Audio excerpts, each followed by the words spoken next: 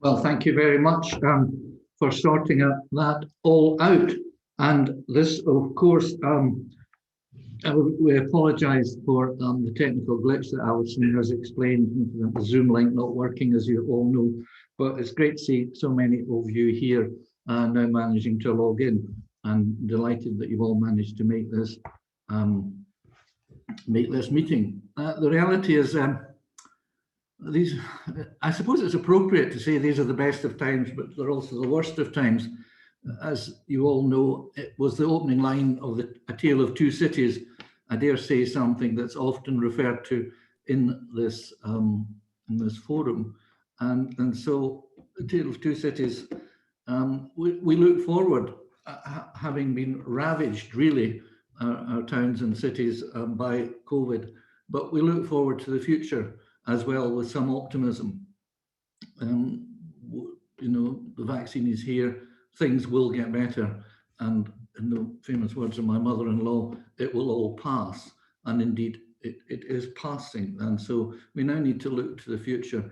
And today's meeting is very much about that, with the driving forward a new future for Scotland's town centres. And we've got some terrific speakers who will come to in due course about that. We're quite pushed for time, so I'm just going to I'm going to do the proper business bit of the meeting first, and so we'll hopefully get through that fairly quickly. But the minutes of the last meeting of the cross-party group held on the 9th of December, can I have someone move that we adopt those minutes, please? If you'd put your hand up or put something in the chat box, or Phil, you're moving the adoption of those meetings. That will do fine. You're the one person I can see. Good man.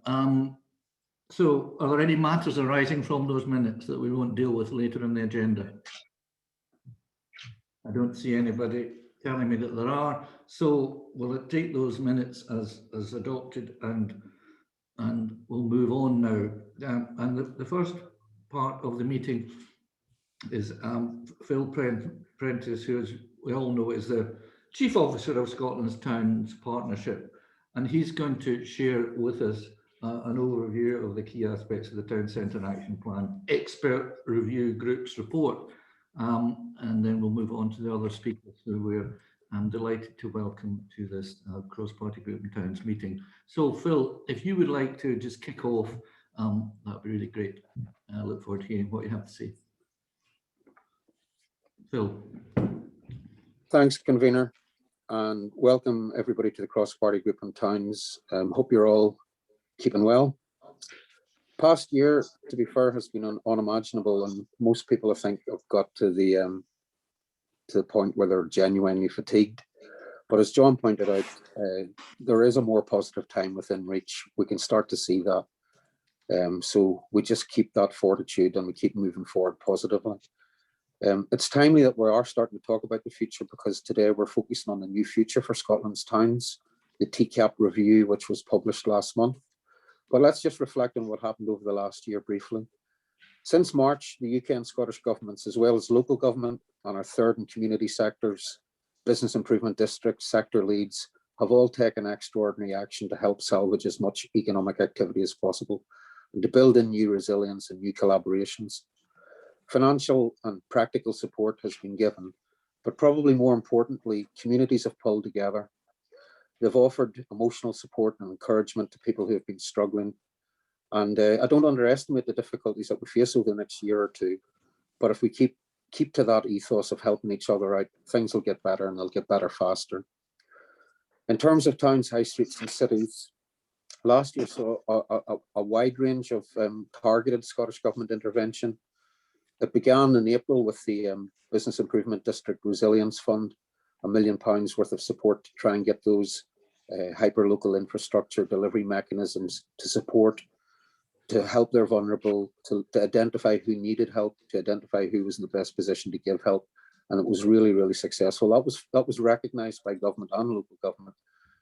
And a further round of funding was delivered through July and August, the Towns and Bids Resilience and Recovery Fund. We ran in parallel the Scotland Loves Local campaign, again, as the economy reopened again. I think that showed the potential that, again, through collaboration and thinking locally first, that we could actually rebuild back a wee bit faster, but also more resiliently, more positively, and also taking account of climate and the other bits and pieces. You know, this was building in food security, better supply chains, reducing our carbon footprint. And these are behaviours that are going to be with us beyond the pandemic. We will be living a more localised life. So the Love Local campaign was followed up swiftly by another round of government funding, the Scotland Loves Local Fund. So by and large, over the last 12 months, we've probably supported somewhere in the region of 200, 250 projects across the country. And it has inspired a new approach where some of those bureaucracies and fiefdoms and political structures that were just smashed, people just rolled up their sleeves and got on with it. And I think we need to see some more of that over the coming year or so. It's likely that we will face another period of disruption. So I'm really happy to confirm that Scottish Government's committed another £600,000 to support the improvement districts, mainly through the first half of next year, which will be about recovery. Moving on to the new future for Scotland's towns, you know, whilst we had to deal with the operational issues, what faced us, it also created a wee point in time where we could take a step back and reflect.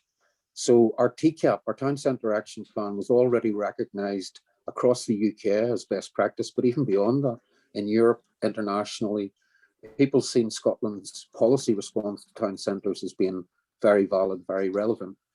But we knew ourselves that we needed to do more. So we took that period to reflect. The new future for Scotland's towns was published on February the 3rd, since had a ministerial launch. It was instructed by the Scottish Government. The review group was led by Professor Lee Sparks, Deputy Principal, Stirling University, but also the Chair of Scotland's Towns Partnership. And really the instruction was to look at, you know, what has happened since the publication of TCAP back in 2014. What has worked? What hasn't worked? What's the wider context? What has changed in society that actually would need to take more recognition or reprofile priorities, et cetera, et cetera. So things like the Community Empowerment Act that had come into place, the fact that we are still an ageing demographic, we're not building enough new housing products, the climate emergency is massive. So this was a perfect point in time where the review could actually go out and, you know, engage with the public, to engage with expert groups and stakeholders. And I have to say, being part of the review group, I found this to be a very consultative, open, democratic process. And really importantly, we took a lot of time to listen, not to talk to, but to listen to a lot of unheard voices, people that in the past maybe wouldn't have had a voice. I thought it was so important that when we rebuild back an economy that's fair and more inclusive. So the progress over the last few years has been encouraging. I think this gives us an opportunity to actually start to tackle some of the fundamentals, some of the things that are fundamental to this agenda, the elephants in the room. And I'll just talk through some of I'll try to keep the recommendations in the report simple. There is a slide that will show you where the reports can be accessed. futuretowns.scot, the website, is actually a dedicated platform to the report.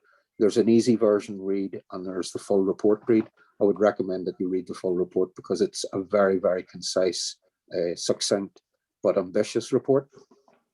So first of all, I'm just going to cluster the three series of recommendations and try to keep them as simple as possible.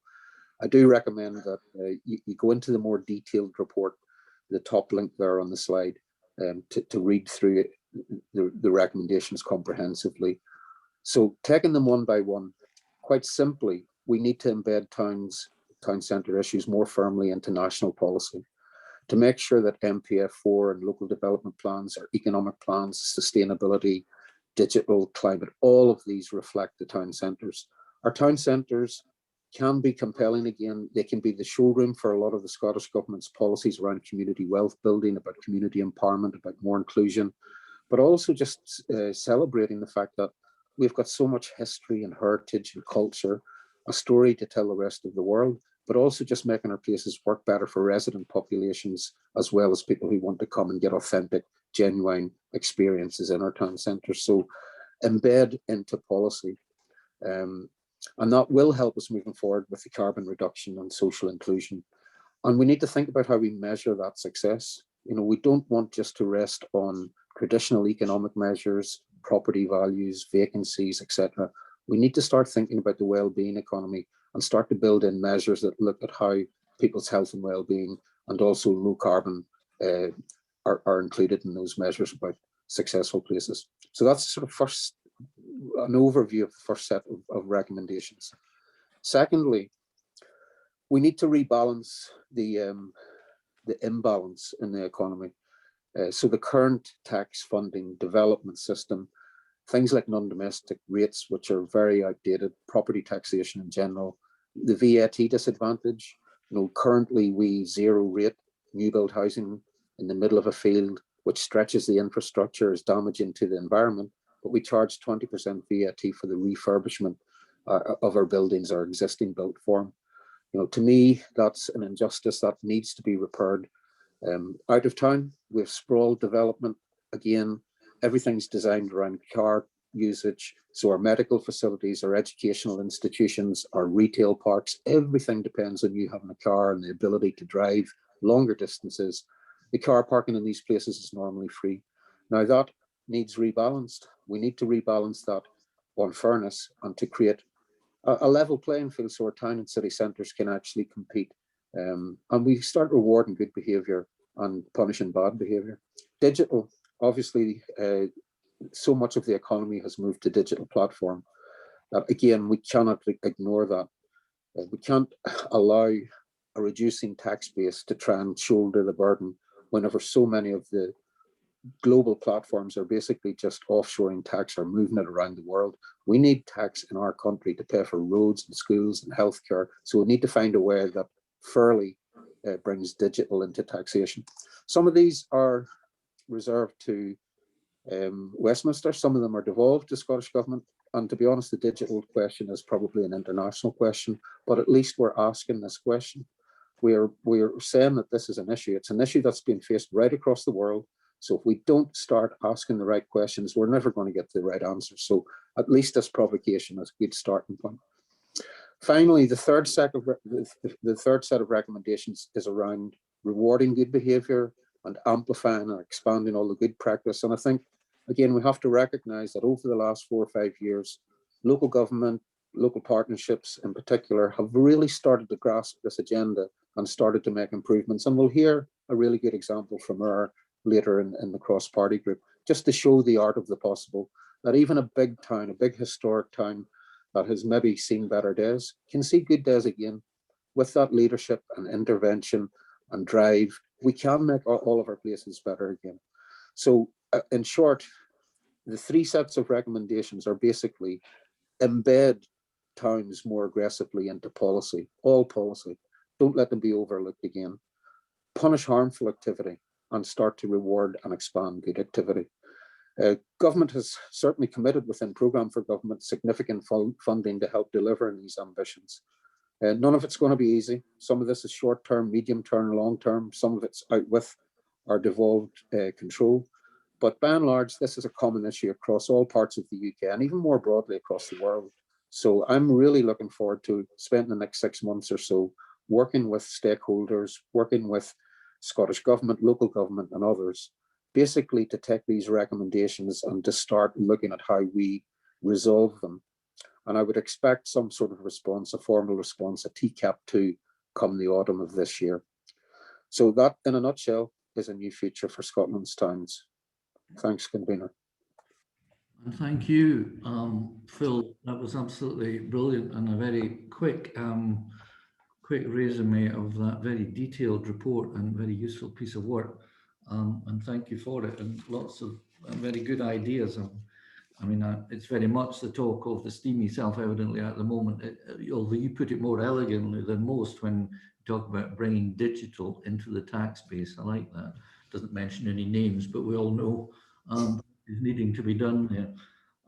So thank you, Phil, for your presentation. Brilliant as ever, and good to see you. Fitting well, I hope. Now, one of the things I forgot to mention at the beginning of the meeting was that if you want to put comments or questions in the chat box, then these will find their the way to the speakers in due course through me. And we'll now move on to our next speaker, who is Craig Mclaren, who's the Director for Scotland and Ireland and for the English regions of the Royal Town Planning Institute. Craig is an experienced director with a demonstrated history of working in the public policy industry, skilled in planning, regeneration, policy analysis and development, stakeholder engagement and influence, performance management and creative thinking. So, Craig, over to you now for your take on this, if you'd be kind enough to give it to us. Yeah, thank you, John. Happy to do that. That sounds very impressive. I don't know who gave you that CV, but it sounds good. I'm going to share my screen, if that's okay. And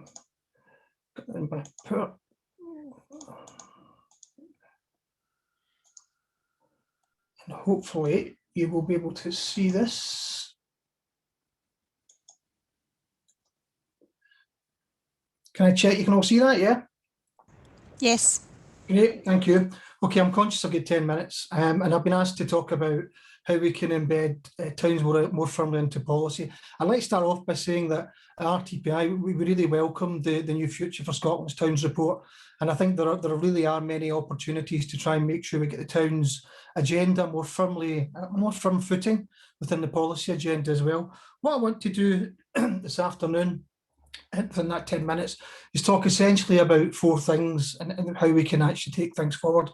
I don't want to re-rehearse everything that's been said in the report. I want to try and build upon some of the things that have been said in the report and how we can perhaps try and make sure that we push the agenda, as I've said already. So I'm going to talk a bit about some national policies, a bit about the planning system, a bit about some place-based initiatives, and also I'm now contractually obliged to talk about 20-minute neighbourhoods because it's become quite a thing. So I'll quickly skim through these and happy to answer questions or points later on. So national policies, in many ways, these split into 2 for me. There's those almost traditional national policies which we have, which have a sort of place-based approach to them, which have always in some ways had a role and thought about how towns work. I'm thinking particularly around the national planning framework, but I'm also thinking about things, some things which have been forgotten a little bit, like the Scottish Government's architecture and place statement, creating places, and things such as designing streets. And we really need to make sure that the town's agenda is embedded within them. I think it has been to an extent, but we need to push it that bit further. And for me, the National Planning Framework is a real opportunity for us to take things forward. The draft of the National Planning Framework will be laid before Parliament in September. So there'll be a real opportunity for a debate, discussion about what that could look like and how it could be shaped. There's been already been a statement published by Scottish Government looking at what that could say. And that's been very, very welcomed. I think it's setting the right tone, setting the right direction of travel, which would help towns. And it's been very good at trying to show how towns and places fit into wider agendas such as zero carbon targets, such as the post-COVID green recovery, and also in terms of tackling inequalities, particularly in terms of health. So that's good. However, one of the things I think we really need to try and make sure happens with the 4th National Planning Framework is it really gives us clarity and certainty over what you can and should not do. Some of the things we have in the past in terms of policy have been a wee bit weaselly worded, and we need to try and make sure that, as I say, there's real certainty and predictability so that when planners make decisions on things, they are backed up by councillors, they're backed up if they go to appeal. We really need to have that real hard wording to things. I think that's incredibly important how we do that. I think the other thing to bear in mind about the National Planning Framework is it's just essentially a visioning document just now. And what would be nice is if we had a National Planning Framework which had some resource attached to it, which could be used to try and make sure we regenerate our towns and town centres. In Ireland, they have a National Planning Framework which contains a 10-year capital investment programme alongside it. Can we look at doing something like that in Scotland as well? Because it would link the vision with the reality and the delivery. Another thing to bear in mind about the National Planning Framework in particular is that it's going to become part of every local development plan in the future. So there will be this golden thread all the way down from the national policy to local policy. And that means we really need to get the National Planning Framework right, but we also need to make sure it takes account of local circumstances. But real opportunities there to do that are those sort of traditional national policies. I would also argue, and Phil touched upon this in his presentation, that there are a range of other things we really need to try and make sure recognise what towns are about.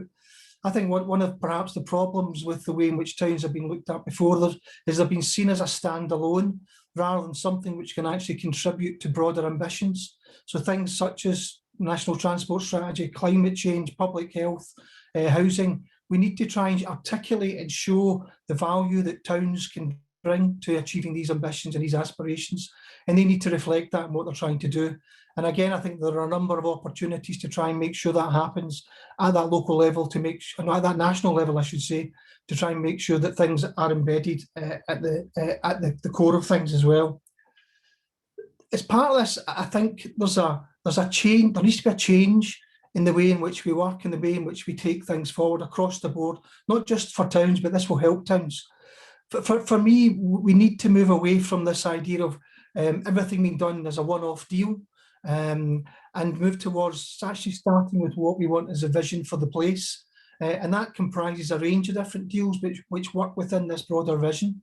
So we need to move away from that deal-making approach to something which is much more about a place vision first. We need to start thinking about long-term issues rather than focusing on the short term. We also need to try and move away from the idea where we have almost opportunistic or individualistic, if I could say that properly, approaches to things, more towards something which is much more planned, thought through, and part of a bigger picture and a bigger approach to things as well. And I think, as was said earlier on by Phil, we need to move beyond just measuring success in terms of the economy. We have to look at the impact in terms of the environment, society, and the economy as well. So have a much more holistic approach to things as well. And as part of this, I think it's trying to see if we can move away from making everything competitive to something which is much more about doing everything as much as we possibly can, which is in the public interest. And that is now, given the Planning Act, that is the purpose of planning. So hopefully that's something which will shine through in how we make that work. And if you look to some of the main resources which came to develop towns and infrastructure across Scotland in the last while, there's a real thing there about trying to make sure that sorry, my phone went there, but that we make sure that it's done in a way that it's not city deals based, which is very project driven and very much measured on GVA, which I don't think is what we need and what we want to work.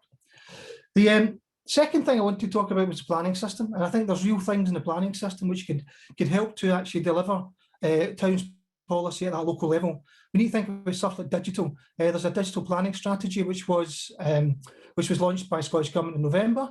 Real potential in that, particularly around how we gather, how we organise and how we analyse spatial data, and how that can help us make better decisions. We need to think about density as well, because compact settlement patterns, they create that critical mass of population which can support the services which towns need and reduce the need to travel. We need to talk about transport, about developing approaches and promoting approaches to active travel, and thinking about how we assess decisions made on transport investments so they're seen to be much more in the round, and how we can try and look at developing things such as low traffic neighbourhoods. We want to look at local services. I've mentioned the 20-minute neighbourhood as part of that process, but there are real opportunities to try and make sure that we make that work, and also trying to make sure that we focus on delivering in our local centres and try to stop development happening outside of those as well, as already been touched upon as well. There's provisions in the Planning Act for things like open space strategies, which can create a much better quality environment with our towns and town centres, which could help things as well. And we need to think about how we use the planning application processing service to try and make sure we engage early in what we could make our towns look like, to see how we can perhaps get investment from what developers put in, and seeing if there's developer contributions that could be taken forward to make the bigger picture take shape as well. And we need to move away from a performance system which is based very much upon how quickly you process a planning application to something which is much more focused on the outcomes which you put in place and the impacts which they have as well. My third thing I want to touch on briefly is the idea of principles. And I think there's something in there about trying to make sure that we operationalise things such as the place principle. They're very, very nice words, but we need to try and make sure they work on the ground. That happens also for the town centre first principle. Need to be much more transparent in how they're applied and how decisions are made on them as well. And as part of that, we need to link in the community planning partnership, look at local place plans as a means of bringing communities on board to make decisions and give their views on what their places could look like. And the emerging town centre plans are a real opportunity to try and see how we can do that. And finally, I just want to touch on 20-minute neighbourhoods. I've talked a lot about what they already mean through particularly some of the stuff I talked around the planning system. This is an example from Melbourne, where what they've taken as a way in which a 20-minute neighbourhood could work, allowing people to access their daily services within a 20-minute walk on a daily basis. That is a really good hook just now. It's got a real cachet at the moment, and I think there's something about how we can try and make that as a means of trying to promote the needs of towns and how we need to make sure that the policy and resourcing context fits for them to deliver what we want. Thank you, Chair. Oh, thank you, Craig. I'm sorry to have rushed you, and there was obviously so much there that you wanted to talk about and were more than, wonderfully able to talk about and so knowledgeable about, and we could probably have listened to you all afternoon and learned a great deal more than we've had time in this constrained time frame that we're working. But thank you very much for your presentation, Craig. Really appreciate it. Absolutely terrific. We now move on to Shona Glenn, our next speaker, who's the head of policy at the Scottish Land Commission. She's an economist with professional background in economic development and started her career working in local government, then spent some time in private consultancy, and now heads up the policy and research team at the Scottish Land Commission, where she's responsible for the SLC's work on vacant and derelict land and was closely involved with the work of the Vacant and Derelict Task Force. So, Shona, you will have a perspective on this as well, and we would very much like to hear it from you now. So I'll hand over to you if you are able to join us now and speak. Thanks very much. I'm just going to try and share my screen. That's it. Is that coming up, is it? Yes.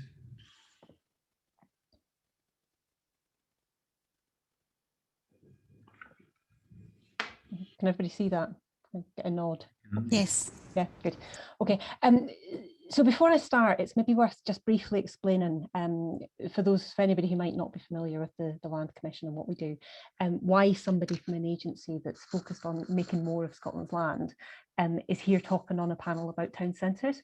And the reason for that, really, it's about what we need to do to make more of Scotland's land is change our approach to land reuse, and really start applying some of the, the same kind of circular economy principles to land that we do to everything else these days. It always strikes me as a bit weird, to be honest, why we don't think twice about bringing our reusable carrier bags to the supermarket or putting the blue bin out on a Monday night, but yet we think it's perfectly normal to see abandoned, boarded up buildings on the high street or new housing developments springing up on greenfield sites outside towns and cities. That's something I just don't really get. Scotland has a really ambitious targets when it comes to recycling, but for some reason that thinking hasn't really filtered through to our approach to land. And actually, when you boil it down, the solution is really pretty simple. We need to make it easier to bring brownfield sites and unused buildings back into use, and we need to make it harder to build on greenfield sites. I mean, of course, I know that the reality of doing that isn't that simple, but conceptually, actually, that's what it boils down to. And that's why a couple of years ago, as you mentioned in the introduction there, the Land Commission established a task force. And the idea of the task force was really to help us transform Scotland's approach to land reuse. And you can see the remit of the task force up on the slide there. The task force published its final recommendations back in October, and there's loads in the report. I think 13 recommendations in all, and each of the recommendations has a number of sub-recommendations within it. So I have no intention of trying to go through all of that today, but and there will be a link to the recommendations in the post-event report that's circulated after today. But for the purposes of today, I really just wanted to try and pick on a few key ideas that came out of that work that I think could be particularly relevant for town centres. So the first thing I was really quite keen to talk about was data. And the task force recommendations did focus a lot on the need to make better use of data. And one of the things that really underpinned that was the idea, if we want to bring these sites back into use, we need to make sure that they're visible. And I don't just mean to the people who live beside them, I mean to the policymakers and the decision takers and politicians and potential investors, the people who actually have the power to make stuff happen. Because at the moment, a lot of it's hidden. And to help with that, the task force proposed that data on sites should be made available in a publicly accessible map-based portal. And the idea of that would really be to provide easy access to all of the information you might need to bring a site back into use, and to really promote that, as an investment opportunity. And I'm not just thinking about big sites here. I think it's really important that would also cover smaller sites, the ones that really matter to communities. And the good news here, I think, is that the IT platform, the technology you need to do that, it already exists.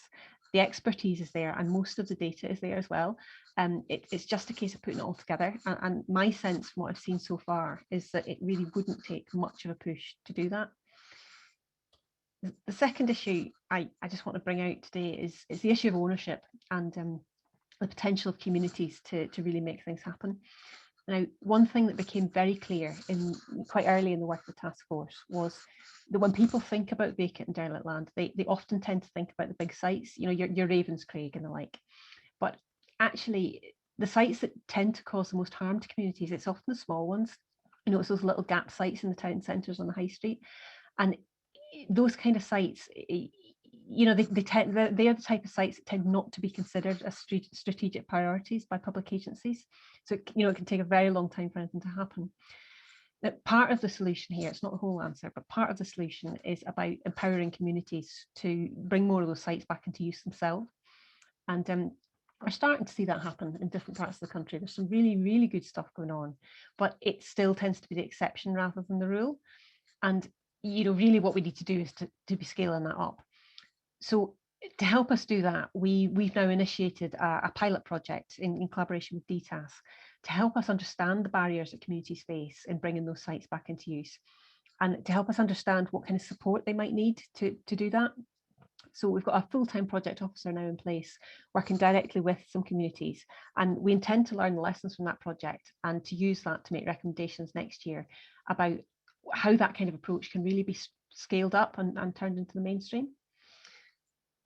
So this next slide actually talks about funding, but I actually want to continue the theme of ownership, because I think anybody who's involved in major town centre regeneration projects has got a story to tell about an uncooperative landlord. And the details of the story vary, but they usually have the same core components. And it usually involves a building in a pretty bad state of repair, a really fed up community, and a landowner who refuses to sell.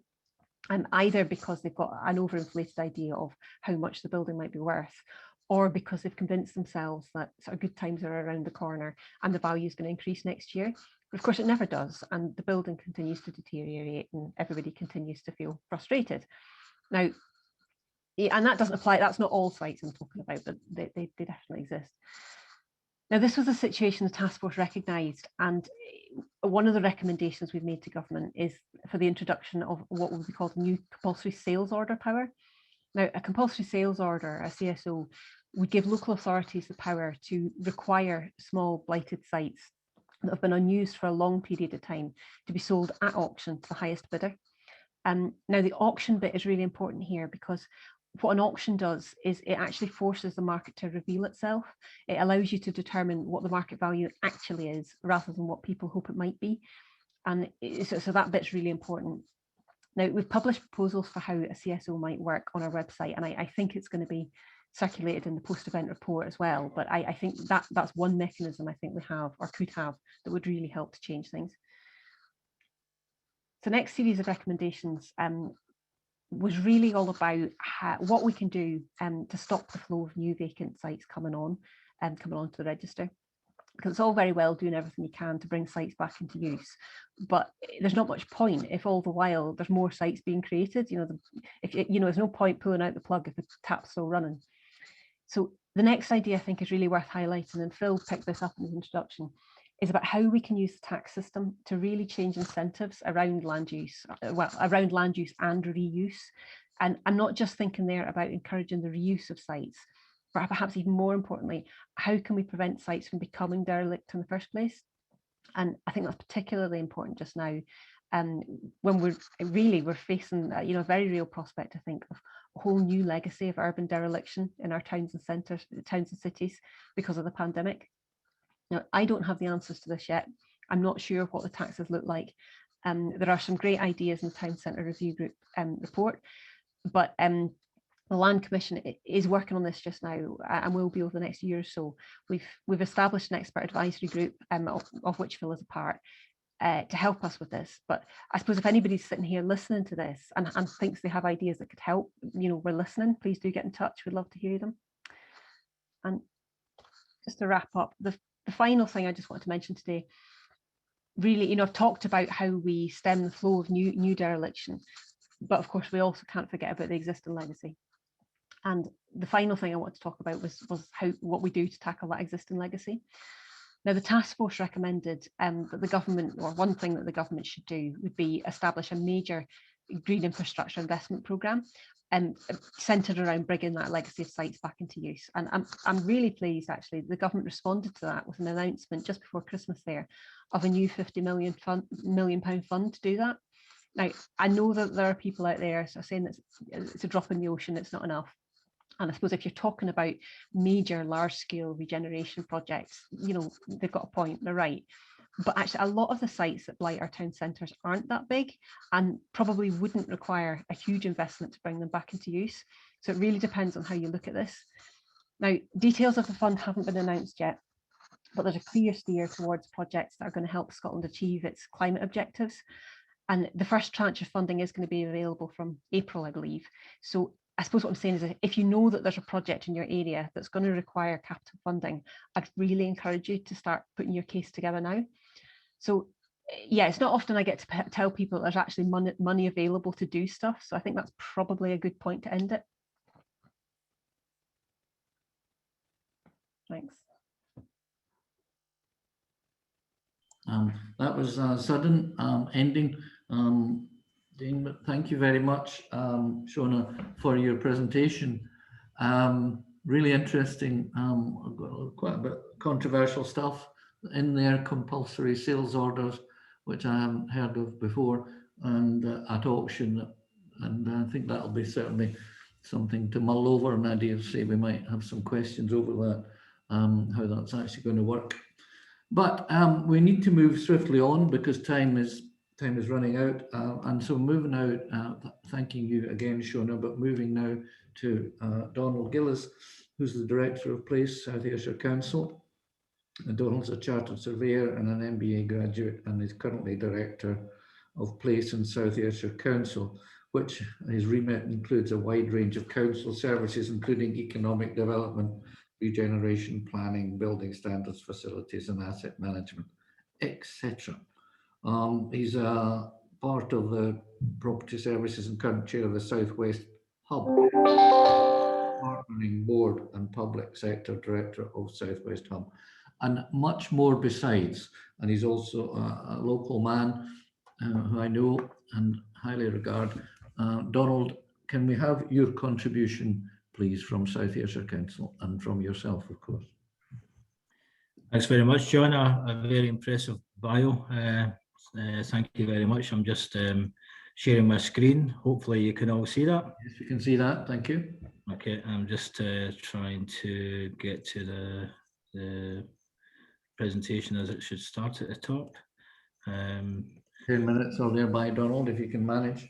Yeah, okay, I'll be in 10. I'll just give a brief introduction. My name is Donald Gillis, as John said, but asked today to speak about Ayr Town Centre and listen to some of the previous presentations. Ayr Town Centre is no different from the challenges that many have faced. The genesis for this, I suppose, was where we were, and we started a consultation in 2018 where we went out to the public of Ayr and the wider communities and some of this was done actually physically, if you see some of the pictures there, when it was possible to do that, and others we done it remote, but we get quite a substantial feedback on that, and you know, we used that information, and a lot of the feedback was about how people engage with the town centre, what they felt were the issues, and you know, a lot of it was still positive, but there was generally a feeling of slight malaise about the way the town centre had declined, and that's understandable with the decline in retail across the board. So what we done then is we used that to operationalise itself into a town centre action plan and strategy, and within that we split it up into a couple of sections, initially 4 key initiatives, and try to separate the town into 4 strategic zones to think about. Ayr Town Centre is quite large and spread out along the high street, and to try and it's how, where do you begin, how do you break into the cycle of the different challenges? So in terms of the key initiatives, there was 4 of them, and the first one, which touched on earlier, was try to drive more residential facility or provision or use into the town centre, and we've built that into a revised local development plan so that we've got greater flexibility in that regard. But I think, as Phil said earlier, there's still a challenge here with the disconnect between VAT and that and new build, and I think that's something that we need to think about going forward.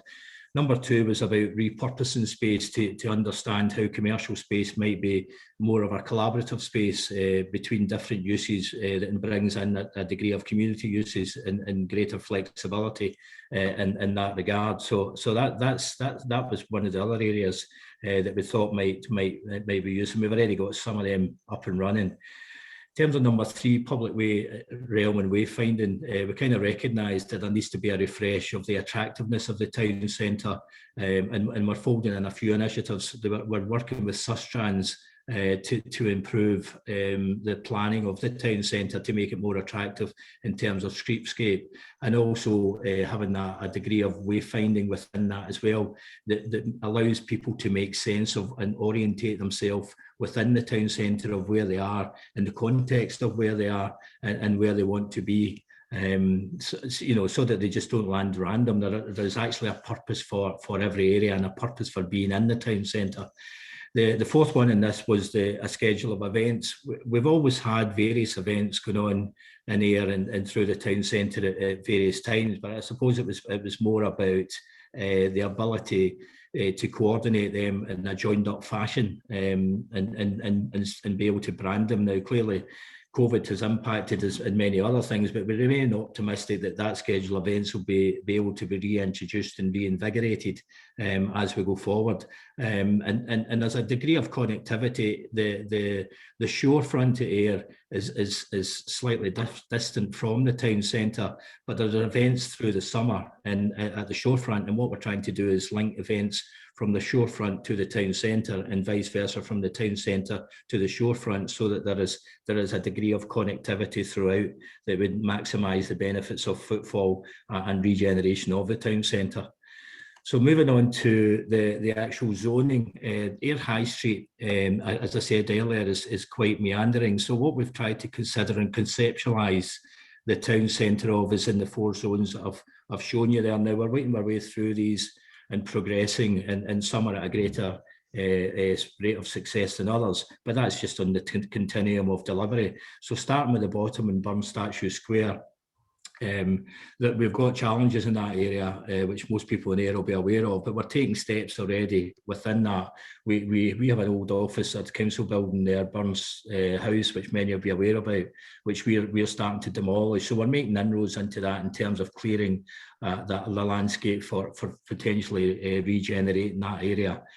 In terms of the second one above there, retail, what we're trying to do is not to the exclusion of retail in the majority of the town centre, but if there is a focus of an area for retail, it should be directed into that area, so there's a clarity and it's not spread out across the balance of the town centre. So that would be our retail focus offering in there. In terms of leisure and recreation, we're looking to rebrand previous shopping centres to provide a different town centre offering, and I'll come on to that a bit more later. And then there is a culture and heritage centre at the top. So in terms of the culture and heritage area, there are a few particular initiatives in there. So we've got the Ayr Grammar School, which I'll touch on, which is a new primary school together with a vast amount of other facilities. There's a town hall museum, which we have bringing into the town hall on the ground floor. And across from that is a gap site, the river site, which we're regenerating as part of that heritage trail across from the museum. And then we've got the Canadian Library, which focuses more on local and family history. So in terms of completed projects, as I said, we've just completed the Ayr Grammar project. That was previously an academy project, building for people who are aware of it. And effectively, it was no longer fit for purpose as a secondary. And what we've done is we've removed the back extension and repurposed it as a primary school. But within that, brought in our archives and registration facility. So it's also got an early learning centre, and it's got community facilities in it. So there is a genuine cradle to grave experience on that site. We've also acquired a number of years ago a former derelict building, which we've now repurposed as a grain exchange, and that's got event space on the ground floor and offices on the above, and that's proven very popular. It was proven very popular, and I'm sure it will do. That's got various pop-up markets, and hopefully that will connect with some of the other things that we're looking to do. There's the Riverside event space, which we're hoping to get started later on this summer. Effectively, what's happened there, we've taken down we've acquired and demolished a lot of buildings along the high street, and effectively opened up Ayr to the river. Ayr Town Centre effectively turned its back on the river, and what we're trying to do is re-celebrate that connectivity and bring an opportunity for a more outdoor use that allows events and more casual opportunities within that. And we would hope that businesses and footfall benefit considerably from that. Finally, in terms of the presentation, this is the leisure and retail offering. We've been working closely with a private developer on this for a number of years. The private developer a number of years ago acquired the Arran Mall and the Kyle Centre. The Kyle Centre is shown in yellow, and they have now proposals for a cinema there. So remove much of the old retail and replace it with an anchor cinema development together with a modern retail that cascades around that. And what we are doing is we are bringing in our leisure centre, our revised leisure centre, into adjacent to it. And just some of the images of that we're looking to bring forward. There's how we currently plan. We've still got work to do in that, but we're hoping to get planning in for this later on this year and get on site next year with that. And again, some internal images of that there. And in terms of the adjacent cinema development, there's some images of that, and that shows how that orientates on the high street. Now, the developer, as I said, is now got planning permission, and they've now only in the last few weeks secured a cinema operator to sign up, and that then provides the rest of the other business opportunities to cascade in around that. So that's kind of what's happening in Ayr. I'm aware that there's a lot of this has been done already in various locations, but it's trying to draw it together and start to do that kind of place planning and bigger picture visioning, and that's what we've tried to bring to Ayr. So thanks very much for that, John. All, and hope satisfying. Donald, thank you very much for that very swift and absolutely dead on time presentation. Very much appreciated, and really interesting for me to learn a little bit more about what you and it would be good to have a meeting sometime to actually discuss that further with you and when give me some input into it. But that might be dependent on the election result, which is not far away. So we'll move now to questions, if I may. And the first question is one that I have from Tony Fitzpatrick at the Stove Network Dumfries on the 20-minute neighbourhood concept as a city conceived notion. Does it really translate effectively into town scale priorities? That's a question for everyone. If who would like to kick off on that? and answer that question first. Maybe Phil, can you go first on that to answer that? I'm happy to do that, John. Yeah. Right. Yeah, I actually think that, I mean, 20-minute neighborhoods, 15-minute cities are not a new concept. Basically, this concept has been around for a considerable amount of time, but there's just a renewed focus on it, mainly driven by pandemic and climate. The fact that we have to be more localized in our life, and there's going to be basically an ambition for people to be able to work, to have their leisure, to have access to key services, all within that sort of 20-minute walk. There have been too many almost like ghost housing estates that have been built away out on the edge of town and cities with very few amenities built into them. And you've seen that originally with the likes of Castlemilk, Drumchapel, but even now the sort of private sector housing is built that way, where people have to jump in a car and travel a long distance just to see their GP or to do some grocery shopping or whatever. So we need to just be more resilient in terms of how we take this 20-minute neighborhood concept forward. There's also the rural aspect to this where, for example, half my life I spent in Argyll in a very, very tiny hamlet. My local town would be Lochgilphead. Lochgilphead can very easily be created into that 20-minute neighborhood, which means I do not have to go any further, for example, to Oban. So it's reducing my carbon footprint and I can get everything that I need as a human being in Lochgilphead. So yes, I do genuinely think that most of our towns can already, with a few tweaks, be turned very quickly and successfully into 20-minute neighborhoods. Thanks, Phil. Yeah, I couldn't agree with you more. Coming from a rural area myself, I think it's fundamentally important to have, it used to be if you had a bank, if you had a garage, if you had a shop, a pub, you know, you had a village, but now so many of the villages are without many of these assets, and the only thing that they've got left is a spar shop, and that's deteriorating. Many others far more expert than me are here to answer the questions. Would anyone else like to comment on that? A 20-minute town? Can I come in, John? It's Craig here.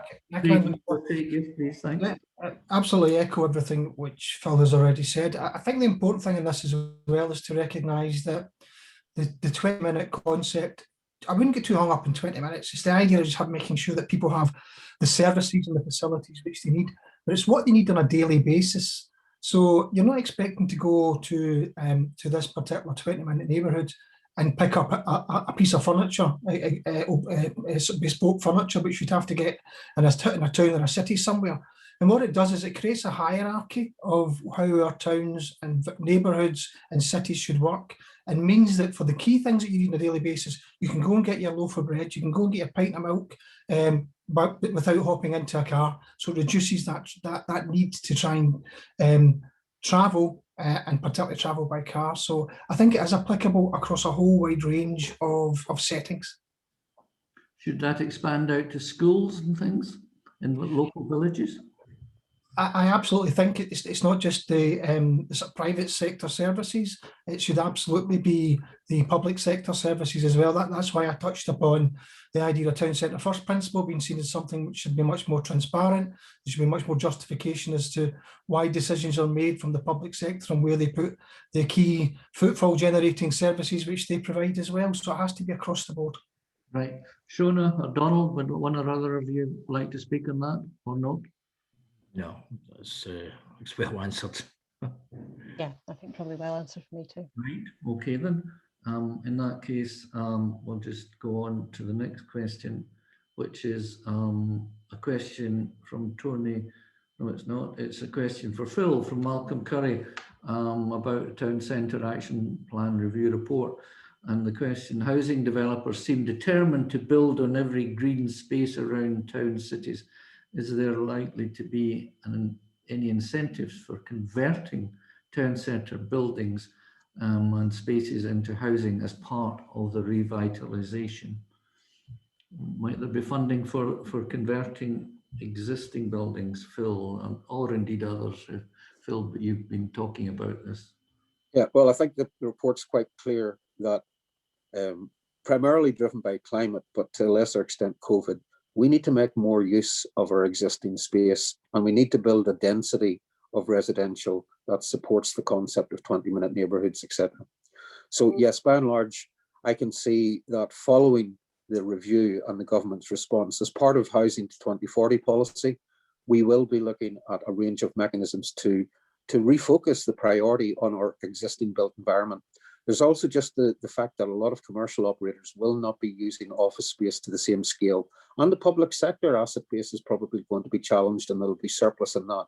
So now we've got a perfect set of conditions that would allow that built form to be repurposed into housing solutions. And we need to look at a whole range of mechanisms to support that delivery, whether it's through place-based investment fund or offsetting developer contributions, incentivizing commercial investment as well as social investment, because we want to create mixed and resilient communities. We don't want to create ghettos or just one size fits all solutions. But fundamentally, there's massive opportunity in this. If you think about, we have not built anything for our parents' generation for many, many years, and it's an aging demographic. We are aging faster than most of Europe. What are we building for our parents' generation that can be compelling, that removes loneliness, isolation, improves health and well-being, creates economic opportunity, allows them to socialize, maybe to give up the car, to be close to the doctor? What do we build for the young people who don't want long-scale mortgages, but don't want to take their driving test anymore? They just want to be close to everything. These are town and city-centric solutions. So yes, I think moving forward over the next year or so, we will start to refine the incentives, the policies to make sure that we do build out our town and city centres for residential use. Thanks so much. Anyone else want to say anything on that? Shona, it seems as if it might be something that's kind of up your street, so to speak. No pun intended, but if you unmute yourself. Yeah, I really just, I suppose, really reinforce what Phil's saying. I think there's at least two elements to answer to this. I mean, part of it is about funding, perhaps, but actually, what's more important to me, I think, is incentives. It's what are the incentives for developers to build where they build, and to build what they build, where they build, and when they build it.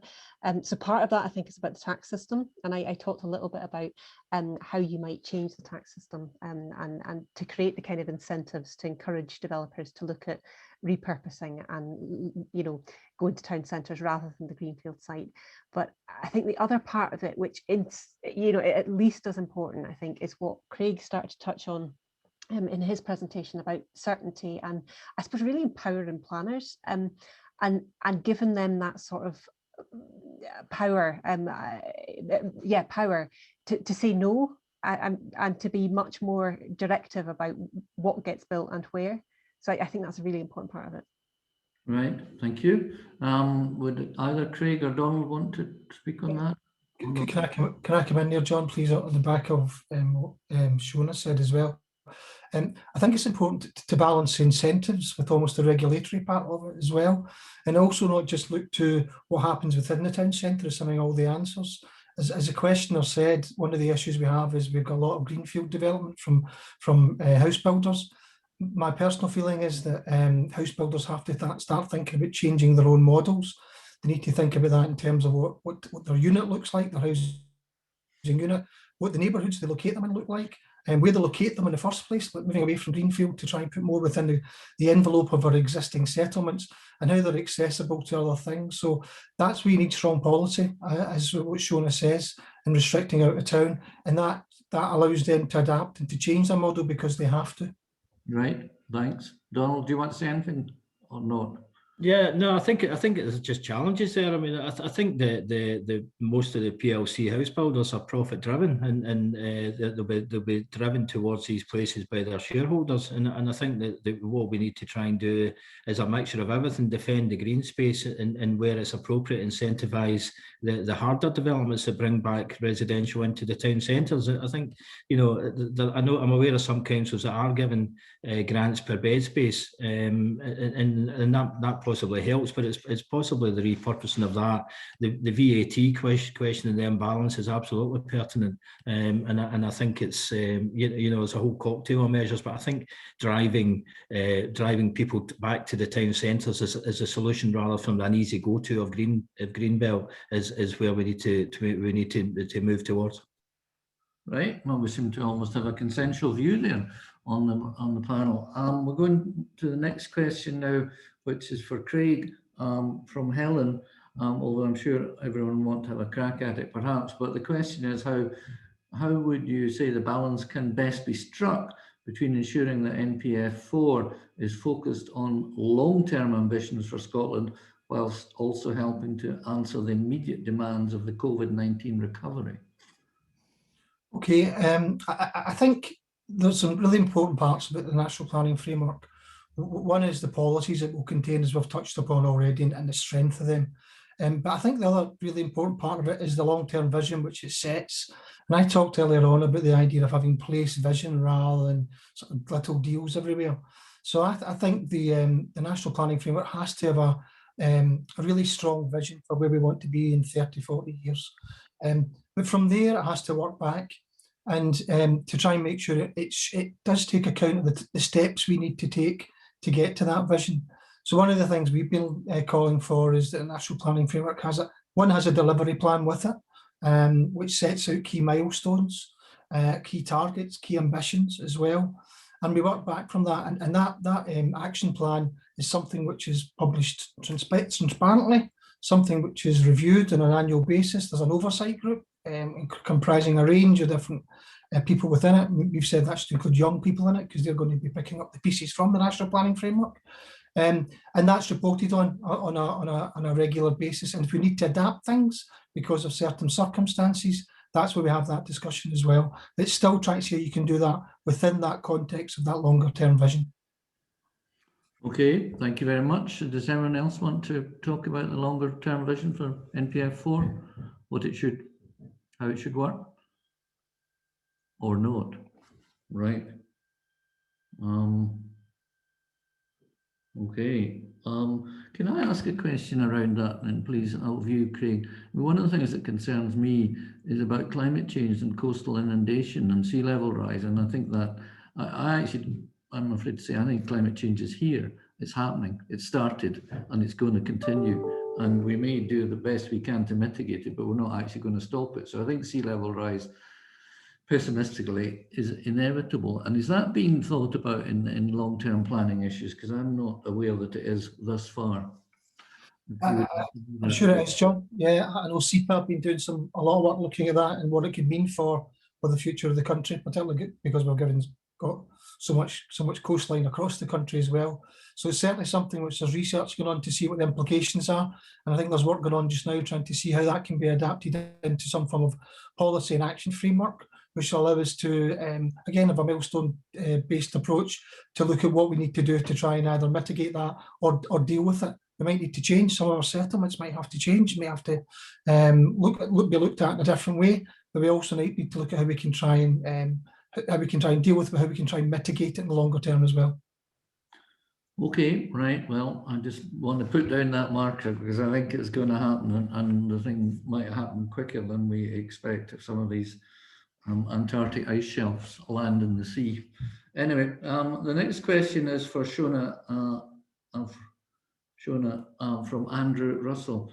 More of a comment, but could we have your opinion on the fact that we need to robustly protect what's left of our open space in the form of common good land? We need to ban further permanent structures or playing areas that are permanent for use of a few rather than for the use of all.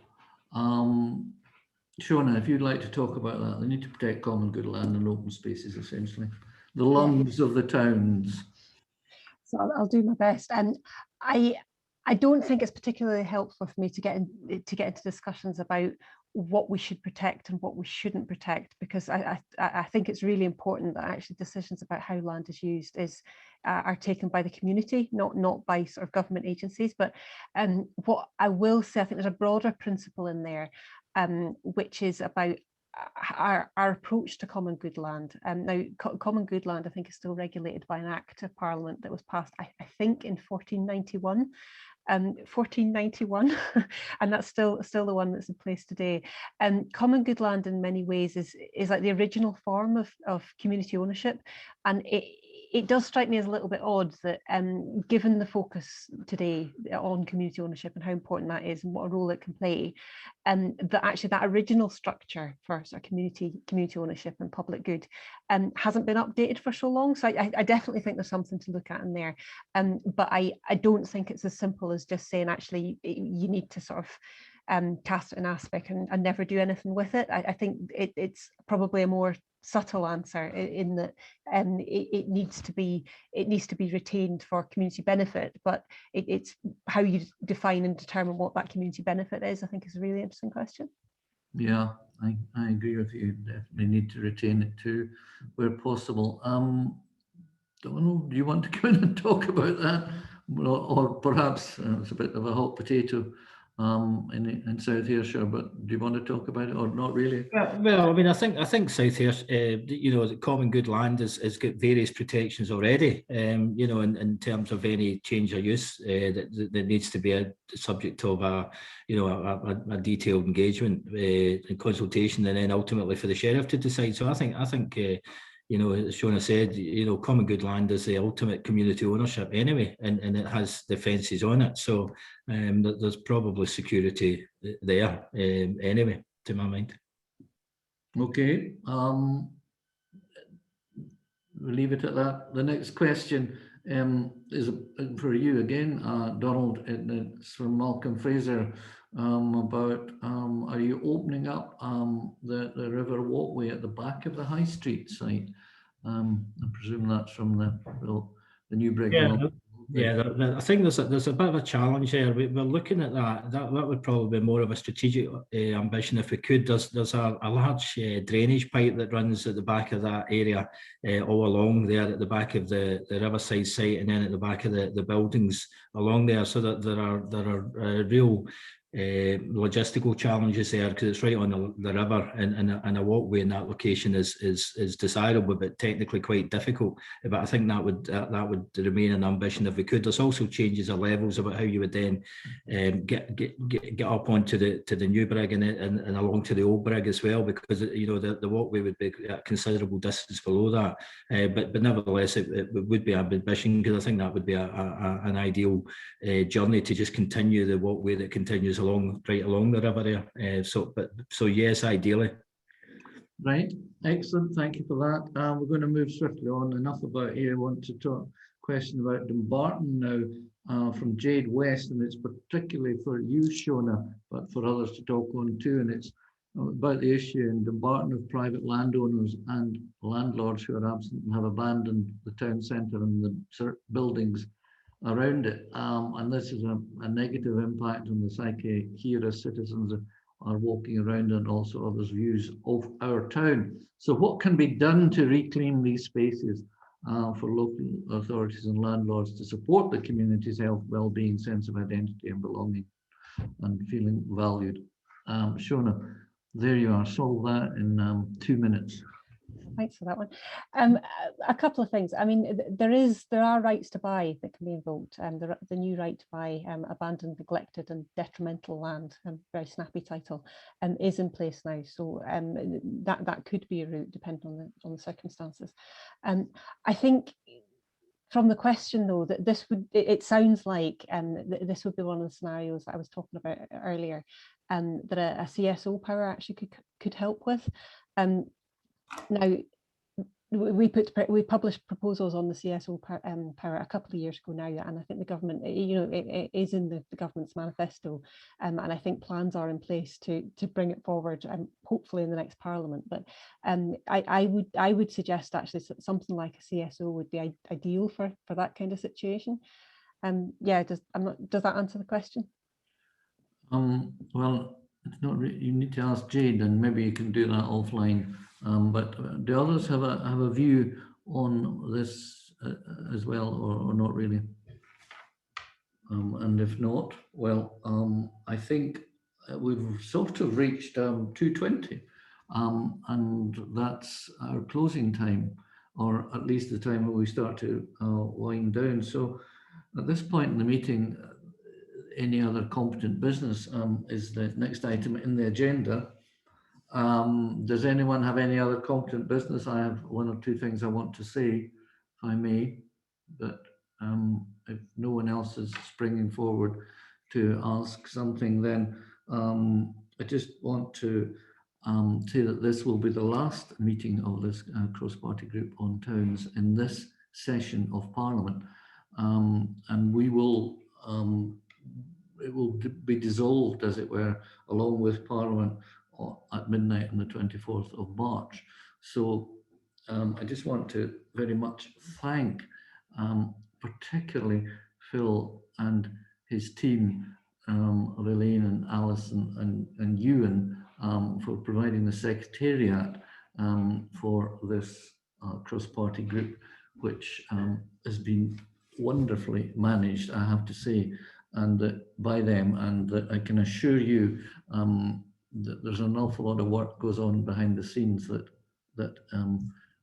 I'm only almost remotely involved in, and my PA Gillian Gillis, but I know that Elaine and Alison and you and Phil have to do a great deal more. So thank you very much for creating this opportunity. I think this is probably one of the most successful cross-party groups we have in the Parliament, and it's in no small measure due to Phil and his team, as we've talked about. I noticed, I don't know how high the numbers attending this meeting got today, but at one point I saw there were 176 people on board, which is amazing, and we would never have managed that in a situation other than virtual. So we've got to maybe think about that, and if and when things get back to normal, what will be the new normal for meetings of cross-party groups, because we certainly wouldn't get all those people to attend a meeting here in Parliament as we've done historically. So there's the development of that, but that will be for the next session of Parliament, for the next conveners of this group in the next session of Parliament. And I just want to thank, and as I'm sure you all do, the attendees for the hard work that Phil and his team does. Now, was there any other things that I wanted to say, Alison or Elaine, that you would be wanting to remind me to say, or not? Now's your chance to sort of butt in. Oh, I'm okay, thank you, convener. Right, and just finally then, for today, I just want to thank our speakers, Phil and Craig and Shona and Donald. I think we've really had fantastic presentations today, so interesting, and that's evidenced by the fact that the number of people who have attended this meeting today, they've obviously wanted to hear what you've all had to say. So we're very grateful to you for taking the time to prepare your presentations and then answer questions on them, and we're immensely grateful, and I'm sure there'll be much more will go on offline. If you have any further questions and wanting to make contact with any of the speakers today, then of course Alison and you and Elaine will be able to help you perhaps facilitate that with contact details.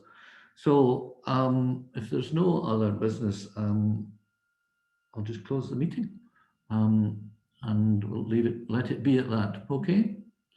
And we're pretty close to the time that we expected. So thanks very much, and I'll say goodbye. Oh, Phil, are you? Bye now. Bye now. Thanks. Thank you.